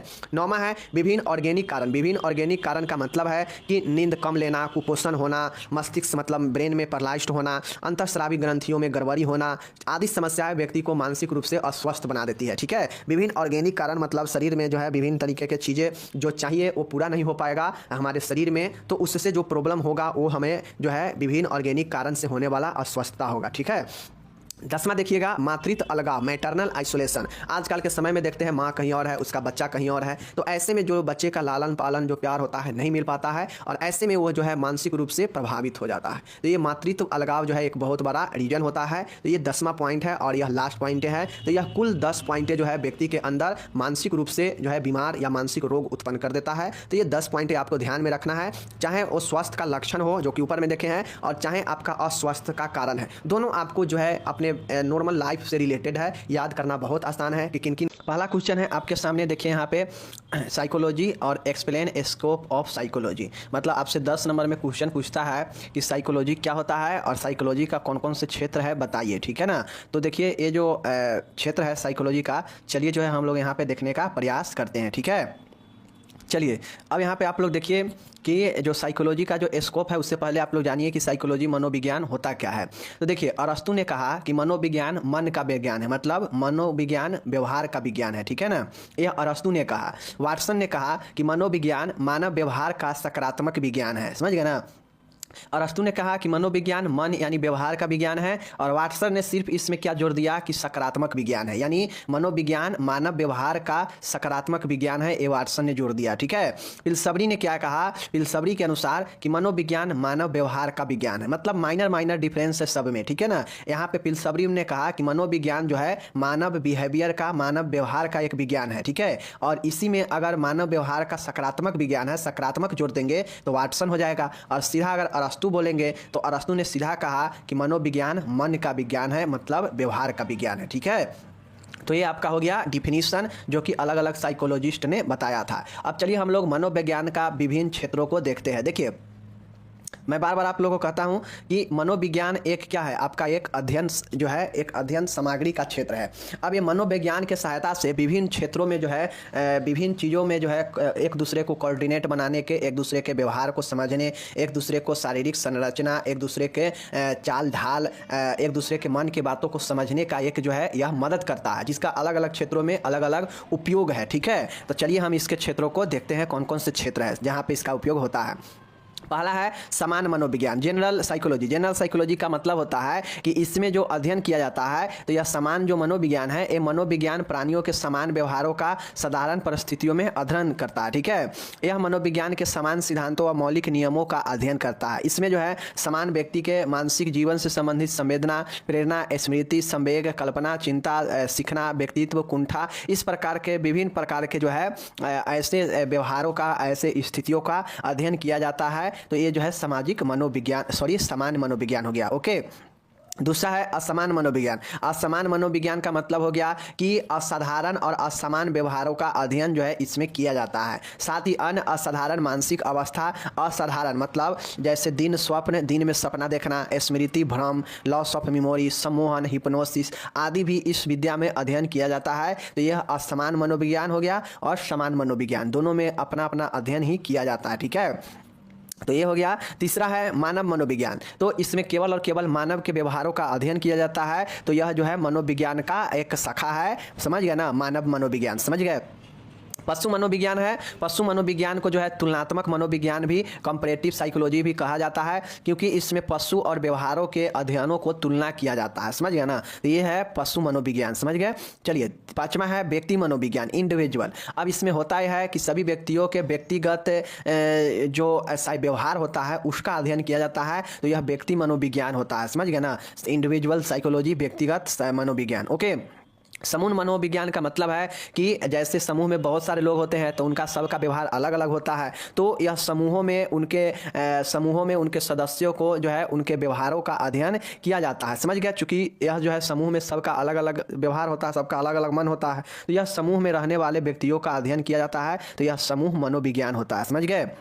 सातवां देखिएगा सामाजिक मनोविज्ञान है, सोशल साइकोलॉजी है। अब इसमें जो है ये जो मनोविज्ञान होता है तो यह समाज में स्थिति, समाज के प्रति चिंतन आदि अध्ययन किया जाता है, समझ गए। इसके द्वारा जो है नियमों का अनुसंधान करना, सामाजिक संबंधों तथा सामाजिक संगठनों को स्थिर कैसे रखना है, ये सामाजिक मनोविज्ञान बताता है। मतलब समाज के बारे में उसके चिंतन, उसके स्थिति के बारे में अध्ययन किया जाता है और उसको कैसे संगठन बनाया जाए, यह सामाजिक मनोविज्ञान बताता है। तो ये सातवां हो गया सोशल साइकोलॉजी। 8वां है प्रौढ़ मनोविज्ञान। इस शाखा में जो है प्रौढ़ व्यक्तियों के विभिन्न व्यवहारों का अध्ययन किया जाता है, क्योंकि प्रौढ़ व्यक्ति का व्यवहार बालक के व्यवहार से भिन्न होता है। प्रौढ़ मनोविज्ञान का मतलब होता है कि इसमें प्रौढ़ व्यक्तियों का अध्ययन किया जाता है, क्योंकि जो प्रौढ़ व्यवहार होता है यह बच्चों के व्यवहार से अलग होता है। एडल्ट का जो व्यवहार होता है यह बच्चे से अलग होता है, इसलिए जो है प्रौढ़ साइकोलॉजी अलग है और बाल साइकोलॉजी अलग है, बाल मनोविज्ञान। अब बाल मनोविज्ञान जो होता है तो इसमें बालक के शारीरिक, मानसिक, सामाजिक, समझ गए ना, संवेगात्मक और गम्यात्मक स्थितियों का अध्ययन किया जाता है। चूँकि इसमें जो है प्रौढ़ का जो व्यवहार होता है, जो स्थिति होता है वह बच्चों से भिन्न होता है, इसीलिए बच्चों को अलग साइकोलॉजी है और प्रौढ़ के लिए अलग साइकोलॉजी है, समझ गए ना। तो यह बाल मनोविज्ञान हो गया, समझ गए। सब बहुत आसान है, बस आपको जो है इसका अध्ययन करके इसको याद कर लेना है कि कौन कौन से है क्षेत्र, समझ गए। उसके बाद है कार्यकी फिजियोलॉजिकल साइकोलॉजी है। अब देखिए हमारा शरीर में मनोविज्ञान में शारीरिक प्रक्रियाओं का मनोवैज्ञानिक दृष्टि से अध्ययन किया जाता है, अतः यह विशिष्ट शाखा कार्यकी मनोविज्ञान कहलाती है। इसके अंतर्गत मानव व्यवहार को प्रभावित करने वाले अंगों जैसे मस्तिष्क, मेरुरोज, संवेदी अंग, मांसपेशियां, तंत्रिका आदि कार्यकी विज्ञान का अध्ययन है। फिजियोलॉजिकल, जैसे आप लोग जानते हैं शरीर में कुछ ऐसे कामों में, शरीर के अंगों के कामों में कोई भिन्नता आता है तो वह शरीर को जो है मानसिक रूप से भी जो है ग्रसित करता है। व्यक्ति टेंशन लेने लगता है, चिंता होने लगता है कि हमें ये प्रॉब्लम हो गया है, ये प्रॉब्लम हो गया है। तो शरीर के अच्छा से काम कर रहा है या नहीं कर रहा है, इसका प्रभाव भी जो है व्यक्ति के व्यवहार पर पड़ता है। इसीलिए यह कार्यकी विज्ञान है, फिजियोलॉजिकल जो है साइकोलॉजी है, जिसके द्वारा व्यक्ति को अध्ययन किया जाता है, कार्यात्मक, समझ गए। प्रयोगात्मक मनोविज्ञान है। प्रयोगात्मक मनोविज्ञान का मतलब होता है कि यह मनोविज्ञान का अध्ययन का सबसे महत्वपूर्ण विधि है। इस विधि में जो है प्रयोगात्मक विज्ञान जो है मानसिक प्रक्रियाओं और व्यवहारों का अध्ययन हेतु नियंत्रित परिस्थितियों में वैज्ञानिक पद्धतियों का प्रयोग किया जाता है। मतलब वैज्ञानिक जो चीज़ें हैं उसको जो है उपयोग किया जाता है, एक्सपेरिमेंटल साइकोलॉजी में प्रयोग किया जाता है, समझ गए, अध्ययन करने के लिए। 12 नंबर देखिएगा, पारा मनोवैज्ञानी है। पारा साइकोलॉजी का मतलब होता है कि यह जो है या इसमें जो है इतेंद्रिय और अति इंद्रिय और इतेंद्रिय अवबोधन, पूर्व जन्मों, ये सब का अध्ययन किया जाता है। और यह मनोविज्ञान का जो है नई विकसित शाखा है, जिसमें जो है पूर्व जन्मों के बारे में जो है अध्ययन किया जाता है, इतेंद्रिय और अति इंद्रिय का अध्ययन किया जाता है, समझ गए। तो याद रखिएगा परा मनोविज्ञान। 13 है विकासात्मक मनोविज्ञान, डेवलपमेंट साइकोलॉजी। डेवलपमेंट साइकोलॉजी का मतलब है कि जैसे शिशु है, फिर बाल अवस्था है, फिर किशोर अवस्था है, फिर वयस्कावस्था है, फिर वृद्धावस्था है। और जैसे जैसे व्यक्ति शिशु से बाल अवस्था में पहुंचता है, फिर किशोरा में पहुंचता है, फिर वयस्क में पहुंचता है और फिर जो है वृद्ध में पहुंचता है। तो इसके साथ ही जैसे जैसे आगे बढ़े व्यक्ति का विकास होता है, वैसे वैसे ही जो है व्यक्ति के व्यवहार में भी जो है बदलाव आते रहता है। तो इसके व्यवहारों का अध्ययन इस विकास के क्रम में होते रहता है। तो यही विकासात्मक डेवलपमेंट साइकोलॉजी है, समझ गए। नेक्स्ट देखिएगा 14 नंबर, शिक्षा मनोविज्ञान, एजुकेशनल साइकोलॉजी। एजुकेशनल साइकोलॉजी का मतलब है कि इस मनोविज्ञान का यूज जो है शैक्षणिक क्षेत्र में उसके सिद्धांतों, उसके संकल्पना, उसके तकनीकों और मानव व्यवहारों पर लागू होता है, जिनसे छात्र जो है मनोवैज्ञानिक क्षमताओं के अनुसार जो है अपना शिक्षण प्राप्त करता है। नहीं कहता है कि जिसका मानसिक संतुलन जितना अच्छा होगा उतना ज़्यादा वह शिक्षा को ग्रहण करेगा। तो यह जो है शिक्षा मनोविज्ञान व्यक्ति को एक संकल्प, सिद्धांत और तकनीकों से युक्त बनाता है, समझ गए, शिक्षा मनोविज्ञान। औद्योगिक मनोविज्ञान का मतलब है कि जैसे औद्योगिक क्षेत्र में, समझ गए ना, इंडस्ट्रियल एरिया में जितने भी काम करने वाले मजदूर होते हैं या फिर उस इंडस्ट्री से अगर कोई ग्राहक, व्यापारी जुड़ा होता है तो वह जो है एक दूसरे के जो है बातों को समझने के लिए कैसे एक दूसरे को जो है ध्यान ख्याल रखा जाए, कैसे कोऑर्डिनेट किया जाए, समन्वय संबंध बनाया जाए मजदूर से मालिक को, समझ गए ना, फैक्ट्री के मालिक से व्यापारियों को जो है ग्राहकों से कैसे एक दूसरे से जोड़ा जाए, उनके बातों को, उनके डिमांड को समझा जाए। तो ये औद्योगिक मनोविज्ञान, इंडस्ट्रियल साइकोलॉजी के ऊपर ही ये सब बेस्ड होता है, समझ गए ना। चलिए 60 नंबर है नैदानिक मनोविज्ञान। नैदानिक मनोविज्ञान का मतलब होता है कि मनोविज्ञान के इस शाखा में जो भी मनोरोग है उसमें असामान्य व्यवहार, उसके कारण, लक्षण, निदान, प्रकार, इन सब का जो है अध्ययन किया जाता है कि कैसे उपचार करना है, क्या क्या उसका लक्षण, क्या प्रकार होगा, कैसे निदान किया जाएगा। तो ये क्लिनिकल साइकोलॉजी, नैदानिक मनोविज्ञान होता है, समझ गए। चलिए नेक्स्ट देखिएगा व्यवसायिक परामर्श मनोविज्ञान है, counselling and vocational guidance psychology है। अब ये जो होता है व्यवसायिक या परामर्श मनोविज्ञान, तो इसमें मनोविज्ञान में जो होता है यह एक अत्यंत व्यवहारिक अनुप्रयोग व्यवसायिक परामर्श क्षेत्र है। व्यवसायिक परामर्श मनोविज्ञान युवा व्यक्तियों को उनकी क्षमता और प्रतिभा के अनुसार अपना करियर चुनने में मदद करता है, ठीक है ना। तो ये जो है आपका होता है काउंसलिंग व्यवसायिक परामर्श मनोविज्ञान, जिसमें युवाओं को जो है उनके करियर चुनने के लिए जो है उनको जो है उनके क्षमताओं के अनुसार, प्रतिभा के अनुसार उनको करियर चुनने का जो है इसमें अध्ययन और इनका जो है मदद करता है। तो ये हो गया counselling and vocational guidance psychology, ठीक है। 18 नंबर देखिएगा, वैधानिक मनोविज्ञान लीगल साइकोलॉजी। लीगल साइकोलॉजी जो होता है तो इस मनोविज्ञान में जो भी न्याय प्रणाली है कि जैसे कोई अपराध किया है तो वह झूठ बोल रहा है, या जो जज है तो उसका अपराध का कैसे जो है सज़ा का निर्धारण करेंगे, झूठे गवाह को कैसे पहचानेंगे कि ये झूठ बोल रहा है, समझ गए ना, उसके अपराध को कैसे निर्धारण करते हैं। तो ये आपका यही वैधानिक मनोविज्ञान लीगल साइकोलॉजी के द्वारा होता है, समझ गए चीज़ को। चलिए नेक्स्ट है 9वां है सैन्य मनोविज्ञान। सैन्य मनोविज्ञान का मतलब हो गया कि इस मनोविज्ञान के शाखा के द्वारा जो है मिलिट्री साइंस के क्षेत्र में मनोवैज्ञानिक सिद्धांतों का प्रयोग किया जाता है, समझ गए ना। इसमें होता है कि जैसे सैन्य सेवा है तो उसमें कैसे भर्ती किया जाए, उसका प्रशिक्षण कैसे होगा, उसका नेतृत्व कैसे तैयार किया जाए, युद्ध के समय में सैनिकों का मनोबल कैसे बनाए रखे, इन सारी चीज़ों पर जो है कैसे एक दूसरे से सामंजस्य संपर्क बनाना है, समझ गए ना। अधिकारियों से कैसे कोऑर्डिनेट करना है या सैनिकों से कैसे कोऑर्डिनेट करना है। तो यह सैन्य मनोविज्ञान एक महत्वपूर्ण भूमिका निभाता है साइकोलॉजी के क्षेत्र में, समझ गए। और आखिरी है 20वां नंबर, यहाँ पे देखिएगा 20वां नंबर जो है वो है राजनीतिक मनोविज्ञान पॉलिटिकल साइकोलॉजी। अब आप लोग को पता हो कि कोई भी राजनीतिक दल होता है तो सब जो है अपने अपने जो है नेतृत्व के अनुसार जो है काम करता है। सबका एक अध्यक्ष होता है, उपाध्यक्ष होता है, क्षेत्र के हिसाब से सबका जो है कार्यकर्ता बांटा होता है। तो वह जो है एक अपने सिद्धांत के अनुसार कार्य करता है। सभी राजनीतिक दल का अपना अपना अलग सिद्धांत होता है, समझ गए ना। तो यह जो राजनीतिक साइकोलॉजी जो होता है पॉलिटिकल साइकोलॉजी, इस क्षेत्र में साइकोलॉजी इस तरीक़ा से मदद करता है कि कैसे जो है समूह के व्यवहारों का ज्ञान, जनता के धारणा क्या है, मन में जनता क्या चाह रही है, नेतृत्व का गुण किस में कैसा है, तभी ना जो है पार्टी का कमान संभालता है। प्रचार का मनोविज्ञान, प्रचार क्या किया जाए, कैसे किया जाए, लोगों के बात क्या है, क्या समझा जाए, राजनीति के कला के रूप में कैसे हो सकता है, चुनाव प्रशासन, समझ गए, कानून आदि क्षेत्र इसकी अध्ययन सामग्री है। और इसमें राजनीति के हर एक पहलुओं के बारे में अध्ययन किया जाता है इस साइकोलॉजी में, समझ गए। जो क्या करता है कि राजनीति के क्षेत्र में ये साइकोलॉजी व्यक्ति को विभिन्न चीज़ों के अध्ययन और गुणों के नॉलेज के बारे में बताता है, समझ गए। तो यहाँ पे आपको ये 20 याद रखना है। सबसे पहले जो है आपको ये 20 पॉइंट याद रखना है कि कौन कौन से पॉइंट है इसमें। अब जैसे ही ये चीज़ें याद रखेंगे तो आपको आसानी से याद हो जाएगा, ठीक है। चलिए अब यहाँ पे देखिए, इसको जो है ये जो साइकोलॉजी है ना, इसको 2 कैटेगरी में बांटा गया, लेकिन इस दोनों कैटेगरी में ये 20 सिद्धांत 20 क्षेत्र आ जाता है, समझ गए ना। उपयुक्त जो भी हम लोग विवेचना देखे हैं, क्षेत्र देखे हैं, उन सब में मनोविज्ञान का क्षेत्र जो है बहुत ज़्यादा व्यापक है। मनोविज्ञान के विषय क्षेत्र यानी जो इसका विषय क्षेत्र है, मनोविज्ञान का स्कोप जो है वह सैद्धांतिक है, समझ गए, थियोरिकल है और बिहेवियरल है, समझ गए ना। सैद्धांतिक भी है और व्यवहारिक, दोनों तरह के मनोविज्ञान इसमें इंक्लूड था। 20 जो हम लोग देखे हैं ना, उसमें कुछ ऐसा है जो कि सैद्धांतिक भी है, कुछ ऐसा था जो कि व्यवहारिक था, समझ गए। तो हम लोग इसी में सबको देख लिए हैं और ये अपने हर एक पहलुओं पर इसमें अध्ययन किया जाता है, समझ गए। तो ये आपका हो गया साइकोलॉजी के जो है दोनों क्षेत्र को 20 पॉइंट में हम लोग देख लिए हैं। आप लोग इसको अच्छे से याद कर लीजिएगा, समझ गए, इंपॉर्टेंट प्रश्न है। नेक्स्ट आपसे क्वेश्चन पूछेगा, ये भी 10 नंबर के क्वेश्चन है। क्वेश्चन आपसे करेगा कि समाज शास्त्र के विभिन्न शाखाओं के बारे में, स्कोप ऑफ साइकोलॉजी, समझ गए, सॉरी स्कोप ऑफ सोशियोलॉजी, मतलब समाज शास्त्र के शाखाओं का अध्ययन करें, या ब्रांचेज ऑफ सोशियोलॉजी, समझ गए। जिस तरीका से ऊपर हम लोग साइकोलॉजी का देखे हैं, मनोविज्ञान का क्षेत्र देखे हैं या शाखा देखे हैं, उसी प्रकार से अब हम लोग यहाँ पे सोशियोलॉजी समाजशास्त्र का भी देखते हैं। दोनों क्वेश्चन में से कोई एक पूछने का उम्मीद है इस बार, ठीक है। समाजशास्त्र के प्रमुख शाखाएं निम्न है। कौन कौन सी शाखाएं है? इसमें भी 11 शाखाएं हैं, आप लोग ध्यान देकर पढ़िएगा। पहला है प्रयोगात्मक समाजशास्त्र, देखिए एक्सपेरिमेंटल सोशियोलॉजी।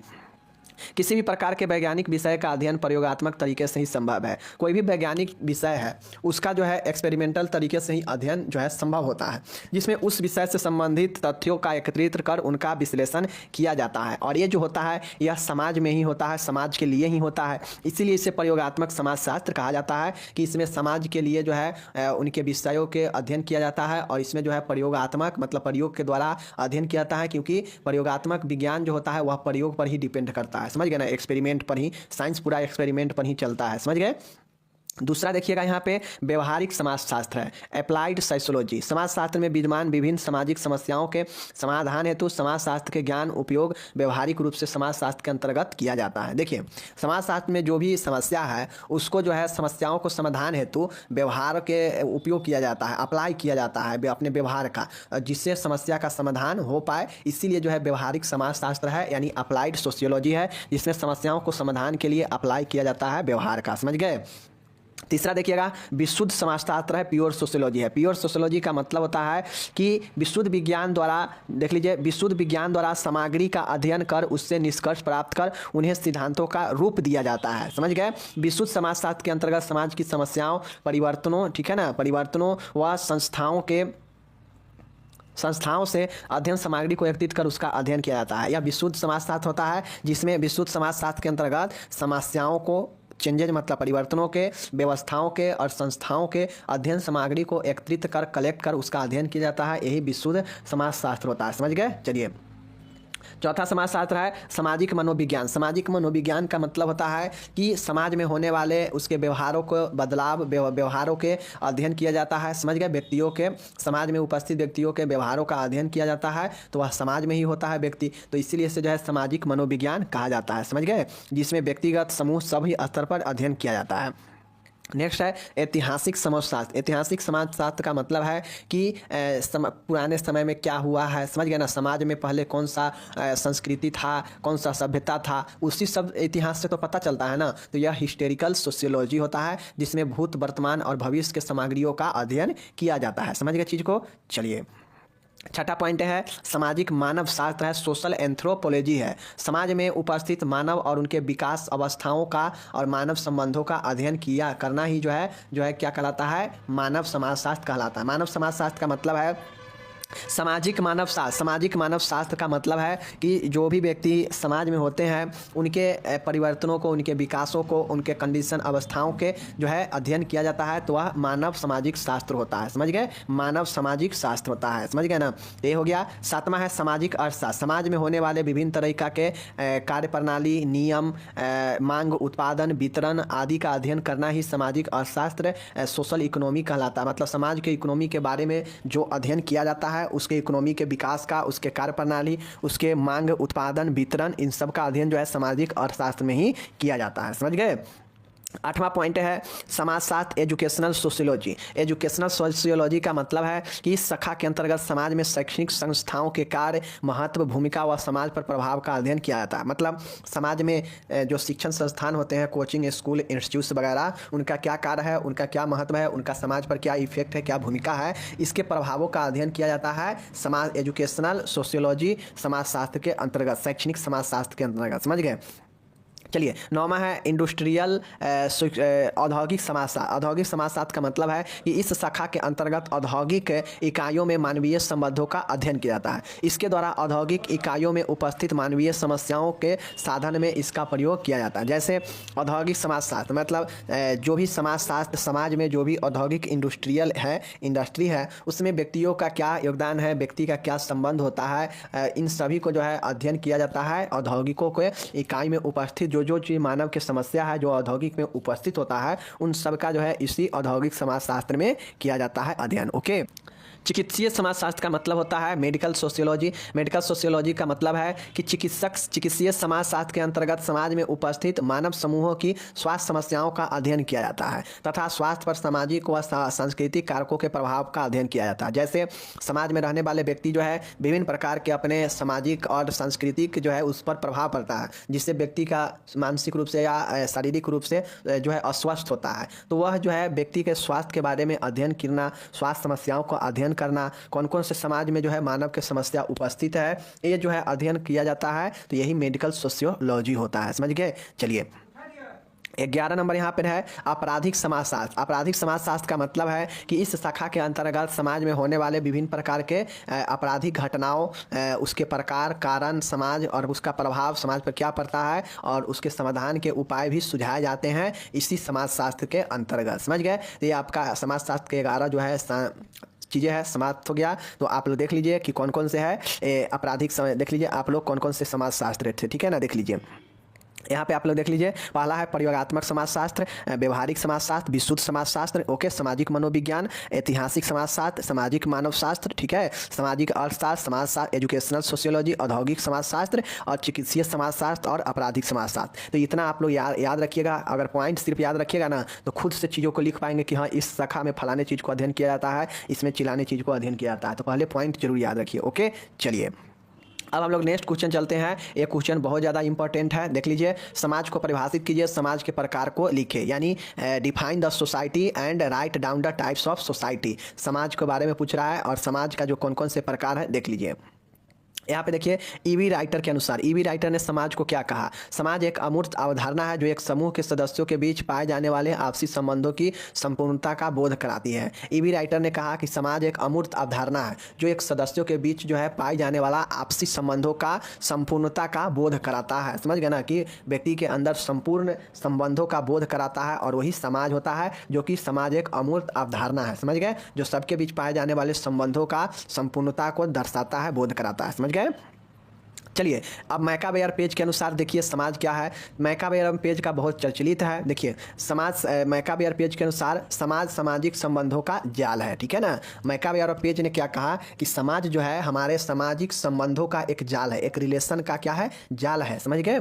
आगस्ट आमटे के अनुसार क्या कहा? आगस्ट आमटे का महत्वपूर्ण है, देख लीजिए। आगस्ट आमटे ने कहा कि समाज एक अत्यधिक जटिल संरचना है। आगस्ट आमटे ने क्या कहा कि समाज एक अत्यधिक जटिल संरचना है, ठीक है। तो इस श्लोक को आपको याद रखना है। चलिए अब हम लोग इसको प्रकार देखते हैं, ठीक है।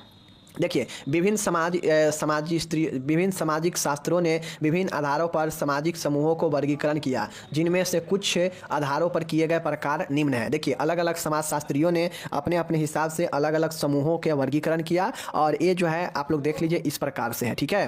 पहला है सदस्यों के संख्या के आधार पर। पहला कौन सा है? संख्या के आधार पर जो है यहाँ पे बांटा गया। पहला संख्या के आधार पर है। संख्या के आधार पर है तो ऑटोमेटिक है, या तो बड़ा होगा नहीं तो छोटा होगा, ठीक है ना। सदस्यों के संख्या के आधार पर पहला देख लीजिए छोटे समूह है और दूसरा है बड़े समूह। छोटे समूह में कौन कौन से आते हैं? जैसे परिवार हो गया, गांव हो गया, और इनमें जो है परस्पर जो है रिलेशन एक दूसरे से पाया जाता है। छोटे समूह में विश्वसनीयता मिलता है और एक दूसरे से काफ़ी जो है घनिष्ठ होते हैं छोटे समूह वाले, ठीक है ना। जैसे परिवार हो गया, एक परिवार और गाँव, यह छोटे समूह होता है, ठीक है। बड़े समूह का मतलब है कि इसमें जो होता है सदस्यों की संख्या अधिक होता है और इसमें जो है बड़े समूह में जो है छोटे समूह की तुलना में जो है अंतर क्रिया और जो विश्वास है वो कम पाया जाता है। जैसे एक प्रांत हो गया, एक राष्ट्र हो गया, तो यह बड़े समूह होता है। किसी राज्य का संपूर्ण राज्य की बात करेंगे तो एक राज्य में बहुत सारा करोड़ों में जनसंख्या होता है, तो बड़ा जनसंख्या हुआ ना, यानी बड़ा समूह हुआ वो। एक राष्ट्र का बात करेंगे तो नेशनल लेवल पर एक अगर राष्ट्र का बात करेंगे तो वो राष्ट्र में बहुत सारे अरबों जनसंख्या है, तो यह भी एक बड़ा संख्या है। और सबके बीच में विश्वसनीयता पाया जाना यह असंभव होता है, तो इसलिए बड़े समूह में जो है विश्वास की कमी होता है। यहाँ पे जो सदस्य होते हैं वह बड़ा ज़्यादा होता है समूहों में, और जैसे राष्ट्र और प्रांत। समझ गए। चलिए तो ये सदस्यों के, ये देख लीजिए सदस्यों के संख्या के आधार पर हो गया दो, बड़े और छोटे। अब यहाँ पे देखिए अस्थायित्व के आधार पर। अस्थायित्व के आधार पर मतलब होता है कि एक होता है स्थिर समूह और एक होता है अस्थिर समूह। स्थिर समूह कौन कौन से होते हैं? जैसे देख लीजिए परिवार भी स्थिर होता है, परिवार से जो रिलेटिव होते हैं, नातेदारी जो होते हैं वो भी स्थिर होते हैं। शिक्षण संस्थान भी अपने जगह पर स्थित होता है। समझ गए। तो यह स्थिर समूह हो गया। जहाँ पे भीड़ लगता है वही ना समूह होता है। तो शिक्षण संस्थान में भी भीड़ होता है, जो रिलेटिव होते हैं उसमें भी भीड़ होता है, और परिवार में भी दो चार लोग होते हैं, मतलब भीड़ होता है लेकिन कम ही भीड़ होता है, लेकिन होता तो है, समूह तो होता है। तो यही जो है स्थिर समूह हो गया, ठीक है। चलिए अब यहाँ पे अस्थिर समूह क्या होता है? तो कुछ ऐसे समूह होते हैं जो अस्थायी होते हैं, अस्थिर होते हैं। समझ गए। जो बहुत कम समय के लिए बनते हैं, जैसे भीड़ या श्रोता। समझ गए ना। जैसे कोई गायक आया, अब वो गायक आया, उसको देखने बहुत सारे लोग पहुँचे, तो वो ज़्यादा से ज़्यादा जब तक वो सिंगर या कोई गायक है तब तक वो श्रोता रहेगा उसके पास में, वो चला जाएगा, फिर वहाँ के जो झुंड है, जो समूह है, वह ख़त्म हो जाएगा। तो यह क्या हो गया? टेम्पोररी हो गया। समझ गए ना। तो यही भीड़ और श्रोता होता है, जिसके लिए कुछ समय के लिए भीड़ जमा होता है, तो अभी एक समूह होता है, लेकिन अस्थिर होता है, कुछ समय के बाद वो खत्म हो जाता है। तो देख लीजिए यहाँ पे स्वामित्व के आधार पर कौन सा है? अस्थायित्व। अस्थायित्व के आधार पर on the basis of stability, मतलब कितना ज़्यादा स्थिर है। तो स्थिर में एक स्थिर था और एक अस्थिर ग्रुप था, ठीक है।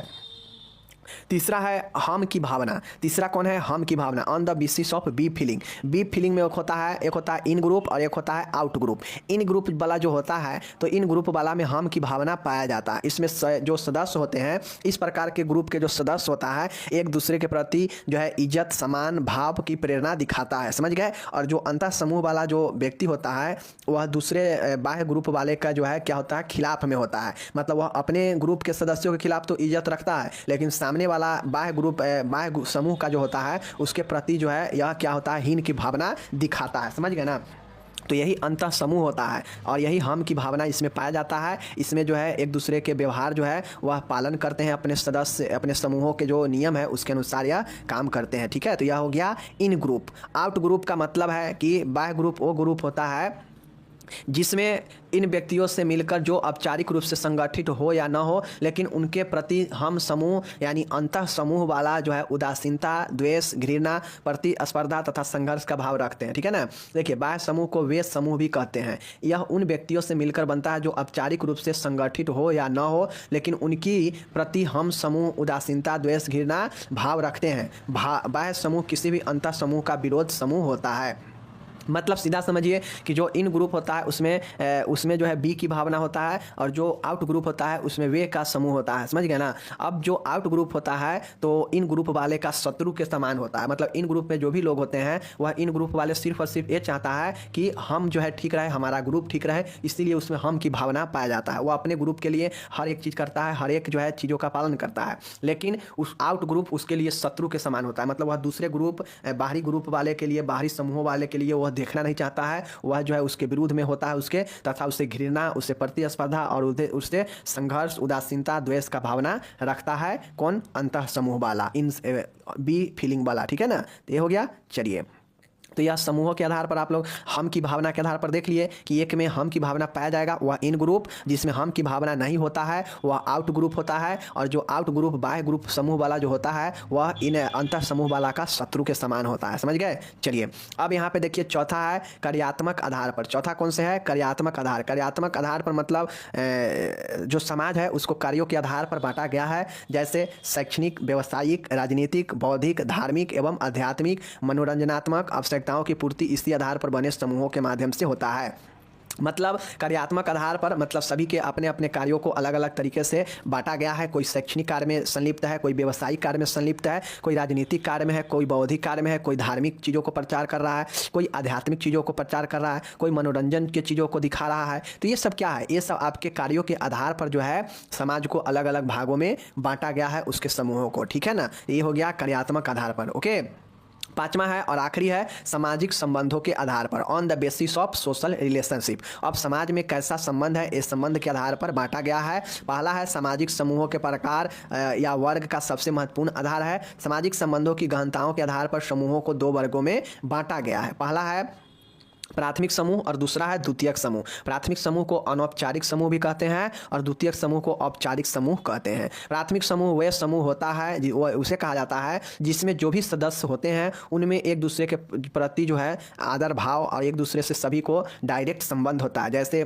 पिता पुत्र का संबंध, पति पत्नी का संबंध, दादा पोता का संबंध है, समझ गए ना। तो ये सब जो है एक डायरेक्टली संबंध होता है, अर्थात एक दूसरे से संपर्क में रहते हैं, आते हैं, तो यह प्राथमिक समूह होता है, समझ गए। जैसे प्राथमिक समूह कौन हो गया? आपका गांव हो गया, आपका परिवार हो गया। गांव के लोग एक दूसरे से मिलते हैं ना, एक दूसरे से डायरेक्टली संपर्क रखते हैं, तो यह प्राथमिक समूह हो गया, अनौपचारिक समूह, समझ गए।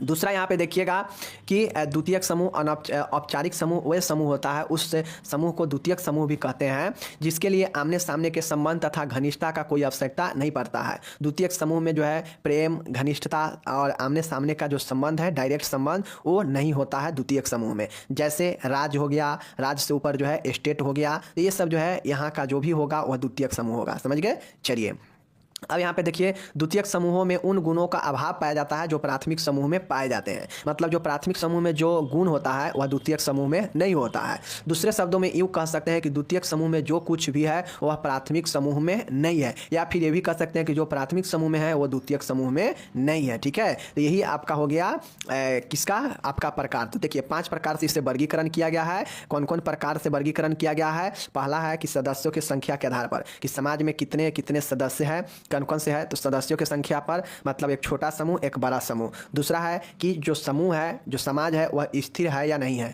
तो स्थायित्व के आधार पर 2 भागों में बांटा। एक ऐसा समाज है जो कि स्थिर समूह से चल रहा है और एक ऐसा समाज है जो अस्थिर समूह से चल रहा है, ठीक है। उसके बाद हम की भावना के आधार पर बांटा गया कि एक ऐसे समूह होगा जिसमें अपने ग्रुप के लिए हम की भावना होगा, प्यार से प्यार, दुलार, सम्मोहन, रिस्पेक्ट, सब की भावना अंतः समूह में होता है। जबकि हमें ग्रुप वाला में जो आउट ग्रुप के होगा उसमें जो है इस प्रकार से औपचारिक अनौपचारिक संगठित नहीं होता है। इसमें जो होता है वह इन ग्रुप वाले का शत्रु के समान होता है और बाह्य समूह में जो है एक दूसरे से उतना हेल मेल जोल नहीं रहता है। ठीक है। चौथा है कार्यात्मक आधार, मतलब कार्यों के आधार पर बांटा गया, जैसे शैक्षणिक, व्यावसायिक, राजनीतिक, बौद्धिक, धार्मिक, आध्यात्मिक, मनोरंजनात्मक, ये सब जो है एक कार्यों के आधार पर अलग अलग समूहों को अलग अलग बांटा गया है। तो ये आपका हो गया कौन सा, कार्यों के आधार पर, समझ गए। चौथा। अब पांचवा है सामाजिक संबंधों के आधार पर कि समाज में अगर डायरेक्ट एक दूसरे से संबंध है तो आपका प्राथमिक समूह, अगर एक दूसरे से डायरेक्ट संबंध नहीं है तो वो मतलब द्वितीयक समूह होता है और वह बड़ा समूह होता है। ठीक है। प्राथमिक समूह जो होता है वह जो है छोटा होता है, उसमें प्रेम भावना और संबंध डायरेक्ट का होता है, जैसे गांव और परिवार का समूह के सदस्यों के लोग। ठीक है ना। जैसे द्वितीयक समूह है औपचारिक है, जैसे देश राष्ट्र एक दूसरे के सब में संबंध रहता है, डायरेक्टली नहीं रहता है। तो यही चीज़ें है द्वितीयक समूह, समझ गए। चलिए अब इसका लक्षण देख लीजिए। आपसे एक और क्वेश्चन पूछेगा कि समाज के लक्षण और विशेषता को बताएं, कैरेक्टरिस्टिक ऑफ सोसाइटी, समाज के विशेषता। चलिए हम लोग यहाँ पे देखते हैं समाज के कौन कौन से लक्षण हैं। समाज एक अमूर्त होता है, सोसाइटी इज एब्स्ट्रैक्ट। समाज एक अमूर्त अवधारणा है क्योंकि यह व्यक्तियों का समूह न होकर उसमें पनपने वाले सामाजिक संबंधों का जाल है। ठीक है ना। समाज एक अमूर्त है, इसका एक लक्षण या विशेषता है कि इसमें जो है समाज एक अमूर्त अवधारणा इसलिए है क्योंकि यह व्यक्तियों का एक समूह न होकर इसमें पनपने वाले सामाजिक संबंधों का जाल होता है। जैसे एक समूह, एक परिवार में 5 सदस्य है, इस 5 सदस्यों में कहीं ना कहीं एक दूसरे के बीच कोई ना कोई संबंध होगा। तो यह तो संबंध, यह तो समूह एक बाद में ना है। अब यह समूह कैसे बना है, यह संबंध से ही तो समूह बना है ना। तो यही समाज एक अमूर्त है जिसमें इसके व्यक्तियों के बीच समूह से ज़्यादा इंपॉर्टेंट उसमें पनपने वाले संबंधों का एक जाल होता है। ठीक है।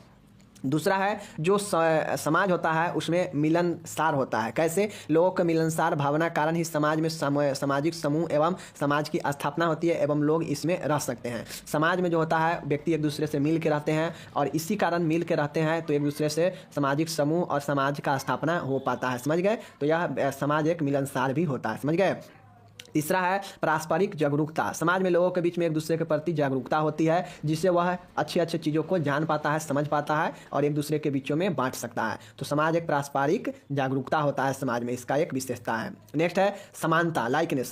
समानता का सिद्धांत समाज के लिए आवश्यक है। समानता समाज निर्माण में महत्वपूर्ण भूमिका निभाती है। जैसे लोग समानता के आधार पर सामाजिक समूहों का निर्माण करते हैं या उससे जुड़ते हैं। ठीक है ना। तो समाज का एक लक्षण समानता है जिसमें लोग जो है अपने सामाजिक समूहों का निर्माण करते हैं और ये जो है समानता समाज के निर्माण में महत्वपूर्ण भूमिका निभाता भी है और लोग उससे जुड़ते हैं उसी समानता के हिसाब से। ठीक है। तो ये समानता हो गया। पांचवा देखिएगा भिन्नता। समाज में भिन्नता पाया जाता है। समाज में समानता की तरह जो है भिन्नता भी उसका एक अंग है। प्रत्येक समूह को समानता बनाती है लेकिन भिन्नता उसे बांधती है। जैसे परिवार में भिन्न उम्र, लिंग एवं कार्य के लोग साथ में रहते हैं। ठीक है ना। देखिए समानता क्या करता है, निर्माण करता है समाज का, एक दूसरे को जो है क्या करता है, निर्माण का कार्य करता है, बनाता है। लेकिन जो भिन्नता होता है, यह भिन्नता क्या करता है कि एक दूसरे को संबंध को बांधता है, जकड़ के रखता है। जैसे छोटे बड़े सभी एक दूसरे के साथ जो है मिलकर रहते हैं, चाहे उसका कार्य अलग अलग क्यों ना हो, लेकिन सब तो रहते हैं एक ही घर में ना, एक ही परिवार में। ठीक है। तो समानता और भिन्नता भी इसका लक्षण होता है समाज का। सहयोग एवं संघर्ष। जो समाज होता है, समाज के लोग एक दूसरे को जो है क्या करते हैं, एक दूसरे को जो है सहयोग के द्वारा समाज में लोगों को एक दूसरे से बांधने का कार्य किया जाता है एवं संघर्ष द्वारा लोग एक दूसरे में अलग होते हैं। ठीक है। संघर्ष एवं सहयोग जो है दोनों एक दूसरे को समाज में देखने को मिलता है, इसका विशेषता है क्योंकि सहयोग के द्वारा लोग एक दूसरे को सहयोग करके आपस में भाईचारा और बांधते हैं एक दूसरे को प्रेम में। लेकिन संघर्ष जैसे ही होने लगता है तो वह एक दूसरे से अलग भी होने लगते हैं। ठीक है। सातवां यहाँ पे आप लोग देखिएगा परिवर्तनशील, एवर चेंजिंग। समाज धीरे धीरे परिवर्तन होते रहता है या लंबे समय तक स्थिर नहीं रहता है। समाज जो होता है वह धीरे धीरे परिवर्तन होता है। जैसे आप लोग पहले देखे होइएगा तो कभी जो है समाज में जो चीज़ पहले देखे होइएगा आज वो चीज़ें बिल्कुल बदल चुका है। तो यही परिवर्तन तो होता है ना कि समाज एक परिवर्तनशील है जो धीरे धीरे बदलते रहता है और यह स्थिर नहीं रहता है। आठवां और आखिरी विशेषता है संस्कृति। प्रत्येक समाज की अपनी अपनी संस्कृति धरोहर है। सांस्कृतिक विविधताएं एक समाज को दूसरे समाज से अलग करता है। अब जैसे आप लोग को पता है संस्कृति क्या करता है कि व्यक्ति को उसके जो है बताता है कि आप किस समाज में रह रहे हैं, और सभी समाज का अपना अलग अलग संस्कृति होता है, और संस्कृति एक धरोहर होता है जो व्यक्ति अपना सभी संस्कृति को बचाना चाहता है, समझ गए ना। और यही संस्कृति एक दूसरे समाज को अलग भी करता है, बनाता है, विविधता बताता है। सभी समाज में अलग अलग विविधता पाया जाता है, समझ गए ना। तो ये संस्कृति आपका 8वां पॉइंट जो कि समाज के लक्षण हो गया, ठीक है। तो आप लोग क्या याद रखेंगे समाज के लक्षण में? संस्कृति, समाज के लक्षण या विशेषता में संस्कृति, परिवर्तनशील, सहयोग एवं संघर्ष, भिन्नता, समानता, ठीक है ना, पारस्परिक जागरूकता, मिलनसार, समाज एक अमूर्त है। ये विशेषता इसका या लक्षण कहिए पाया जाता है समाज में, ठीक है। चलिए मिलेंगे अगले वीडियो में, तब तक आप इसको देखिए, प्यार से बात दीजिए और खुद को जो है आगे बढ़ाइए और अच्छे से इसको कंप्लीट कर लीजिए। डिफेंस मैकेनिज्म, इसके प्रकार और इसके महत्व पूछता है बार बार लॉन्ग क्वेश्चन में। तो चलिए हम लोग मानसिक तंत्र क्या है, इसके क्या प्रकार है, इसको हम लोग देखते हैं। ओके, चलिए सबसे पहले आपको समझना है डिफेंस मैकेनिज्म क्या है। My dear, defence mechanism, defence मतलब क्या होता है? रक्षा, समझ गए ना, रक्षा। और डिफेंस मिनिस्टर होता है ना, डिफेंस मिनिस्टर रक्षा मंत्री होता है ना, तो उसी प्रकार से डिफेंस मैकेनिज्म मतलब रक्षा मैकेनिज्म मतलब होता है युक्ति, समझ गए, या तंत्र, रक्षा तंत्र या रक्षा युक्ति या फिर मानसिक तंत्र, जो भी कहिए, मेंटल मैकेनिज्म भी इसको हम कहते हैं, समझ गए। तो ये चीज़ें हैं। अब देखिए समझने के लिए बड़ी आराम से समझिएगा। मनुष्य होने के नाते, हम आप सब लोग मनुष्य होने के नाते हमारा ये नेचर है, ये प्रवृत्ति है कि हम अपनी रक्षा करना चाहते हैं। सभी व्यक्ति अपना रक्षा खुद करना चाहता है। जैसे अगर किसी के सामने कोई समस्या आ जाता है तो कोई व्यक्ति दूसरे के बताने से पहले वह खुद ट्राई करता है कि हम अपने से इस समस्या का हल निकाल लें। ऐसा सब करता है, आप भी करते हैं, हम भी करते हैं। जब समस्या बढ़ जाता है, जब उपाय कुछ नहीं दिखता है, तब न व्यक्ति आगे बढ़ता है, किसी दूसरे को बताता है, घर में बताता है, तो आगे की तरफ फिर जाता है। तो मनुष्य होने के नाते हमारी आपकी सबकी ये प्रवृत्ति होती है कि हम अपनी रक्षा करना चाहते हैं। हम आप सब लोग अपना रक्षा करना चाहता है अनेक समस्याओं से खुद को, ठीक है।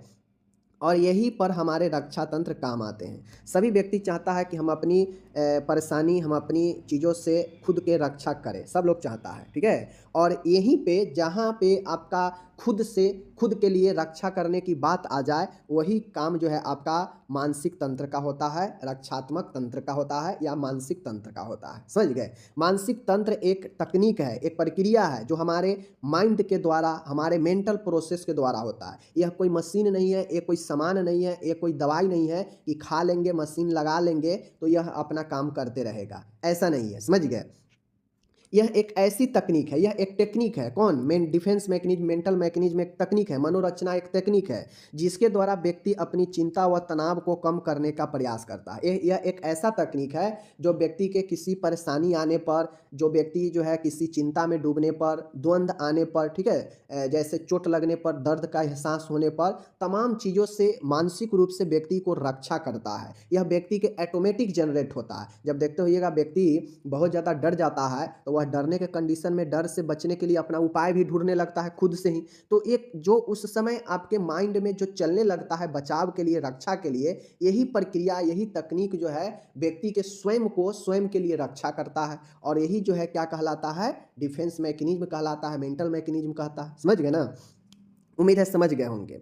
एवं इसके द्वारा वह अपने द्वंद्व को सुलझाने का कोशिश करता है, समझ गए। इसी तकनीक के जरिए व्यक्ति अपने अंदर जो चिंता है, जो तनाव है, जो द्वंद्व है, उसको कम करने का, सुलझाने का प्रयास करता है। सभी आदमी अपना समस्या, अपना चिंता, टेंशन, ये सब को कम करने का प्रयास करता है। कोई व्यक्ति बहुत ज़्यादा टेंशन में चल जाता है तो देखते होइएगा वह व्यक्ति के बहुत ज़्यादा एंजाइटी होने लगता है, तो सब व्यक्ति खुद से प्रयास करता है कि हमारा चिंता, हमारा ये सारा चीज़ कम जाए। लेकिन जब नहीं कम पाता है तो फिर डॉक्टर के सहारा लेता है। तो वही चीज़ें जो है, और बहुत आदमी जो है खुद से उपाय करके चिंता से, टेंशन से बाहर निकल भी जाता है, समझ गए ना।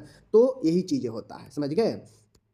यह प्रक्रिया व्यक्ति के व्यक्तिगत एवं मानसिक विकास में सकारात्मक, नकारात्मक प्रभाव डालता है। अब ये जो आपका डिफेंस मैकेनिज्म है, यह व्यक्ति के जो है व्यक्ति पर्सनालिटी को जो है व्यक्तिगत तौर पे और मानसिक विकास, मेंटल डेवलपमेंट में सकारात्मक और नकारात्मक प्रभाव डालता है, समझ गए ना। यह व्यक्ति के अंदर उसके पर्सनालिटी और उसके मेंटल जो डेवलपमेंट हुआ है उसको सकारात्मक और नकारात्मक प्रभाव डालता है। मतलब यह किसी व्यक्ति के पर्सनालिटी को, उसके मानसिक विकास को प्रभावित करता है, नकारात्मक रूप से और सकारात्मक रूप से, ठीक है। और इसी के आधार पर जो है इसको दो प्रकार में विभाजित किया गया है डिफेंस मैकेनिज्म को, ठीक है, समझ गए। यहाँ पे इंग्लिश भी हम दे दिए हैं। अब सकारात्मक मानसिक तंत्र जो होता है यह बहुत सारे प्रकार है। अब यहाँ पे मैं सबका डिटेल्स में पढ़ाने लगूँ तो एक ही क्वेश्चन के ऊपर 30 मिनट 40 मिनट लग जाएगा। तो जो इसका मेन थीम है, मेन थीम हम बता देते हैं, और आपको भी कम से कम अगर इसके डिटेल्स के नहीं लिख पाते हैं, 2-2 3-3 लाइन नहीं याद कर पाते हैं, तो कम से कम इतना याद रखिएगा। तो जो अगर 10 नंबर के प्रश्न है तो आपको वहाँ पे 7 नंबर मिल जाएगा। ठीक है, तो कम से कम 9 से तो हाँ होगा ना। तो ये चीज़ें हैं, तो याद रखिएगा। पॉजिटिव डिफेंस मैकेनिज्म कौन कौन सा होता है? तो पॉजिटिव में होता है आपका क्षतिपूर्ति होता है, कंपेसेना, ठीक है, अनडूइंग मतलब सुधार करना, समझौता करना, कंप्रोमाइज कर लेना, दमन करना मतलब अपने ही अंदर जो है दमित करके रह जाना, इनकार कर देना, किसी भी चीज़ से साफ जो है डेनियल कर जाना, इनकार कर जाना, प्रतिस्थापित कर देना मतलब सब्स्टिट्यूशन, किसी चीज़ के जगह पर कोई दूसरा चीज़ काम करने लगना, प्रतिस्थापन, युक्तिकरण रेशनलाइजेशन, समझ गए, सुधार मतलब अनडूइंग करना, वही चीज़ें है, समरूपता आइडेंटिफिकेशन, समझ गए, और सब्लिमेशन मतलब परिष्करण। तो यह पॉजिटिव वाला इतना याद रखना पड़ेगा। देख लीजिए, परिष्करण, समरूपता, सुधार, युक्तिकरण, सब्स्टिट्यूशन, प्रतिस्थापन, इनकार, डेनियल, दमन, रिप्रेशन, कंप्रोमाइज समझौता, अनडूइंग सुधार, कंपेशन मतलब क्षतिपूर्ति। तो ये चीज़ें इतना आपको याद रखना ही पड़ेगा। इतना भी अगर नहीं याद रख पाइएगा तो फिर आपको नंबर तो भूल ही जाइए कि 10 नंबर में आपको 7 नंबर 6 नंबर दे देगा, समझ गए। सिर्फ डिफिनीशन लिखने से थोड़ी ना देगा। आगे है, अब हम लोग देखें कि नकारात्मक और सकारात्मक दोनों तरीका से प्रभाव डालता है। तो देख लीजिए नकारात्मक में कौन कौन सा है। तो नकारात्मक में आता है फैंटेसी, कल्पना, कल्पना से भरे हुए, प्रत्याहार, विड्रॉल मतलब त्याग देना, अपने जिम्मेदारी को त्याग देना, प्रक्षेपण मतलब प्रोजेक्शन, अपने बात को किसी दूसरे पर थोप देना, ये प्रोजेक्शन होता है। मनोविच्छेद, डी एसोसिएशन, फिक्सेशन, स्थिरीकरण मतलब एक जगह पर जाकर फिक्स हो जाना, स्थिरीकरण, रूपांतरण मतलब कन्वर्जन, ठीक है, एक काम को दूसरे रूप में रूपांतरण कर देना, सप्रेशन, समन, ठीक है, प्रतिक्रिया निर्माण, रिएक्शन फॉर्मेशन, विस्थापन, डिस्प्लेसमेंट, प्रतिगमन, रिग्रेशन। तो ये सब चीज़ को अगर नहीं याद करके रखिएगा तो माय डियर समझ जाइए कि आपका 10 नंबर अगर एग्जाम में पूछ दे, चाहे आप फर्स्ट ईयर है चाहे सेकेंड ईयर, तो आप हाथ धो बैठ लीजिएगा। तो कम से कम मैं जितना अभी यहाँ पे बता दिया हूँ, इतना भी अगर इसके महत्व को, इसके प्रकार को और इसके डिफिनीशन को लिख दीजिएगा तो 1.5-2 पेज में चला जाएगा। 2 पेज में तो आपको आराम से जो है 7 नंबर 8 नंबर दे देगा, समझ गए। तो आप इसको जो है कर लीजिएगा, ठीक है। आगे चलिए, अब इसका यहाँ पे महत्व पूछेगा कि भाई इंपॉर्टेंट बताइए, मेंटल मैकेनिज्म यानी मनोरचना का क्या महत्व है, यह क्यों जो है जरूरी होता है, ठीक है। मनोरचना का प्रयोग दैनिक जीवन में समान व्यक्ति द्वारा भी किया जाता है। जाहिर सी बात है कि मनोरचना एक तकनीक है जिसका प्रयोग समान व्यक्ति भी अपने जीवन में करता है, परंतु इसकी मात्रा सीमित सामंजस्य होती है। परंतु इसका जो हम यूज करते हैं यह सीमित होता है। अब आप लोग देखते होइएगा कि कोई व्यक्ति अगर शुरुआती स्थिति में अगर टेंशन में हो, एंजाइटी चिंता में हो, द्वंद्व हो, तो वह अपने मन में अलग अलग तरीके अपनाकर, जो ऊपर वाला देखे हैं उनमें से कोई तरीका अपनाकर वह अपने आप को निकल जाता है बाहर चिंता से। लेकिन जब यह चीज़ें बढ़ जाता है, जब चिंता बहुत ज़्यादा सताने लगता है, बढ़ जाता है, तो फिर वहाँ पे व्यक्ति का जो मेंटल क्रिया है, जो मेंटल मैकेनिज्म है, वह रक्षा नहीं कर पाता है। वो वहाँ पे जो है व्यक्ति को कुछ भी कर ले, कोई भी उपाय कर ले, नहीं जाता है चिंता, फिर वहाँ पे डॉक्टर का सहारा लेना पड़ता है और मानसिक रोग से ग्रसित होने लगता है, ठीक है।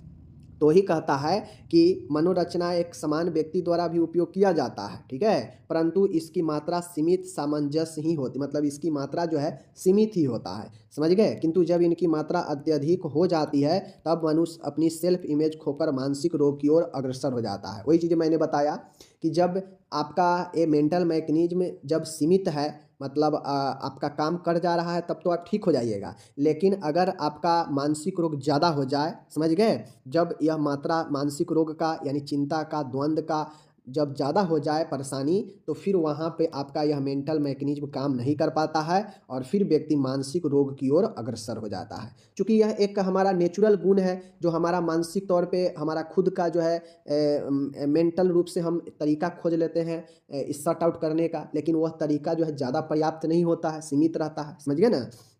ये चीज़ें हैं। समानतः मनोरचना का प्रयोग तनाव, चिंता या संकट के समय में सामंजस्य स्थापित करने में किया जाता है। चीज़ों को समझ गए, फिर से समझ गए कि मनोरचना का उपयोग कहाँ पर करते हैं। अब इसके अलग अलग महत्व होते हैं। क्या क्या महत्व होते हैं देख लीजिए। महत्व होते हैं कि सामान्य मनुष्य अपने तनाव, उद्वेग व चिंता से अहम की रक्षा कर व्यक्तित्व संतुलन बनाए रखता है। कोई व्यक्ति है वह अपने आप को तनाव से, उद्वेग से, चिंता से जो है रक्षा करके अपने पर्सनालिटी को संतुलन, बैलेंस बनाकर रखता है। ठीक है, इसके द्वारा इनके सीमित प्रयोग द्वारा व्यक्ति अपने मानसिक स्वास्थ्य को बनाए रखते हैं। व्यक्ति इसका प्रयोग करके अपने आप को जो है क्या करता है, संतुलित बनाए रखता है, मानसिक स्वास्थ्य बनाए रखता है। बिल्कुल सही बात है।